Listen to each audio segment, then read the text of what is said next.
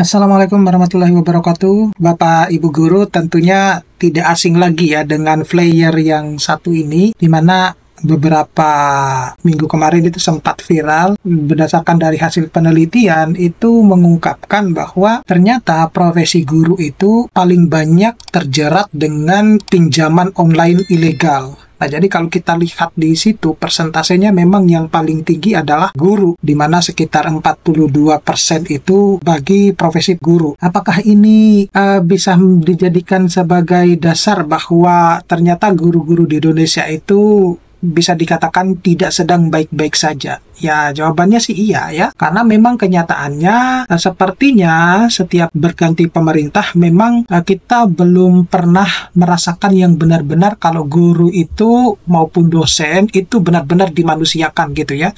Berbeda halnya dengan para koruptor. Apakah dengan program 25 program yang dicengangkan oleh Menteri Pendidikan Dasar dan Menengah itu, di mana salah satunya itu adalah berbicara terkait dengan kesejahteraan guru ya, yang pada poin ini tunjangan guru aparatur sipil negara yang ASN maupun non-ASN itu bisa mengcover permasalahan yang ada pada di mana guru itu disinyalir lebih banyak terjerat pada pinjaman online ilegal. Nah, jawabannya adalah tentunya ya tidak juga gitu. Apakah kemudian dengan anggaran yang disiapkan sekitar berapa triliun itu ya, ini kalau total memang 33 triliun. Tetapi berapa anggaran yang disediakan khusus untuk menangani tunjangan guru ASN maupun non-ASN itu belum saya ketahui pembagiannya seperti apa. Nah, tetapi berkaitan dengan bahwa berdasarkan hasil penelitian ini itu bisa dijadikan sebagai patokan bahwa atau bisa dijadikan sebagai landasan bahwa guru-guru di Indonesia itu sedang tidak baik-baik saja. Jadi ini bisa mungkin menjadi perhatian khusus oleh pemerintah bahwa untuk menghindari terjadinya pinjaman online ilegal yang di sini disebutkan adalah guru yang paling banyak, maka jalan satu-satunya adalah harus mensejahterakan guru-gurunya gitu ya. Nah, juga misalnya dengan dosen-dosennya. Nah, ini tentu akan selalu sinergis ketika misalnya di penelitian manapun, ketika misalnya gaji seorang pegawai di profesi manapun ya,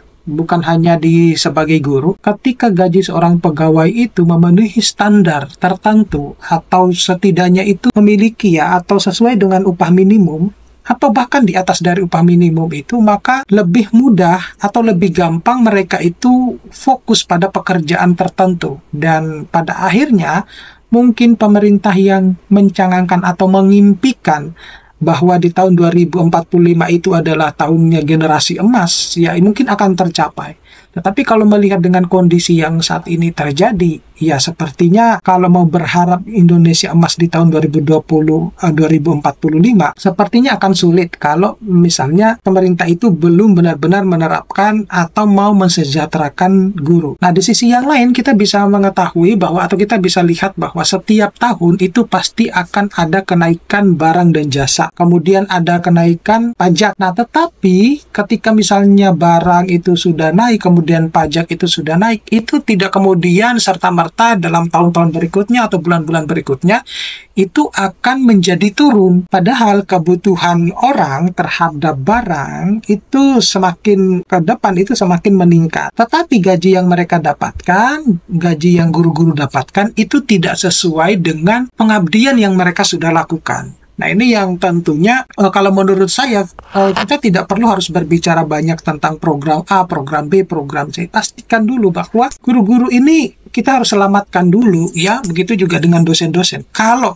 kita ini mau kepingin menjadi atau mencapai generasi emas di tahun 2045 gitu, tidak ada salahnya kan kalau misalnya kita itu mensejahterakan guru-guru. Ya ada salahnya itu di mana? Yang salah itu adalah membiarkan para koruptor dengan anggaran yang katakanlah pada salah satu korupsi ya yang mencapai 300 triliun itu tuh bahkan berapa persennya ya dari anggaran program yang dicanangkan oleh Menteri Pendidikan Dasar ya, bahkan kalau di total itu hampir setengah dari total anggaran ketiga menteri ini ya, ketiga kementerian Pendidikan Dasar dan Menengah, Pendidikan Tinggi dan juga Kebudayaan. Itu hampir setengahnya gitu loh. Dan hanya itu dinikmati oleh satu orang. Nah, ini yang harus menjadi perhatian khusus oleh pemerintah. Ya, jadi ini juga bisa menjadi pembelajaran buat ke depannya, buat para guru, bahwa ya kita tidak mengetahui bagaimana kondisi perekonomian masing-masing guru, karena masing-masing guru itu memiliki kondisi perekonomian yang berbeda-beda,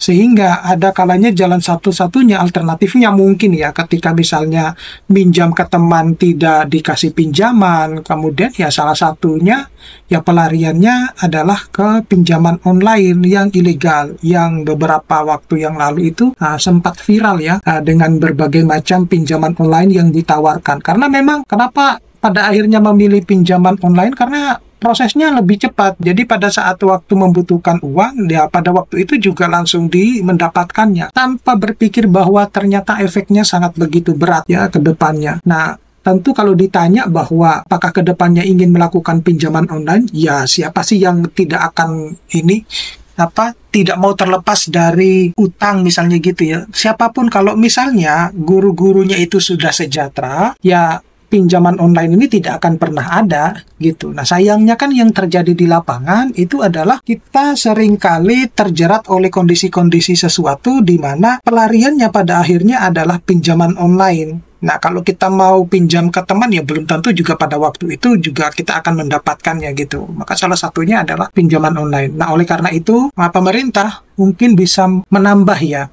atau berpikir terkait dengan kesejahteraan guru ini memang benar-benar harus diprioritaskan ya. Meskipun di sini kita lihat ada 25 program prioritas yang diutamakan, tetapi menurut saya khusus untuk tunjangan aparatur sipil negara ASN maupun yang non ASN ini harus benar-benar persentasenya harus lebih tinggi dibandingkan mungkin yang lain gitu. Dan semoga juga untuk para koruptor itu segera bisa juga ditangkap semua, jadi biar anggarannya itu bisa membantu ketiga menterian di program tahun ini ya, ataupun di tahun-tahun berikutnya. Jadi itu saja Bapak Ibu yang bisa saya sampaikan, mudah-mudahan ini bisa bermanfaat ke depannya. Ya, harapan kita tidak terjerat lagi dengan pinjaman online ilegal ya. Karena di sini kalau kita lihat itu persentasenya memang paling banyak adalah yang guru. Oke, terima kasih. Mudah-mudahan ini bisa bermanfaat buat teman-teman guru ya. Tetap semangat. Nanti kita bisa ketemu pada video-video berikutnya. Saya akhiri. Assalamualaikum warahmatullahi wabarakatuh.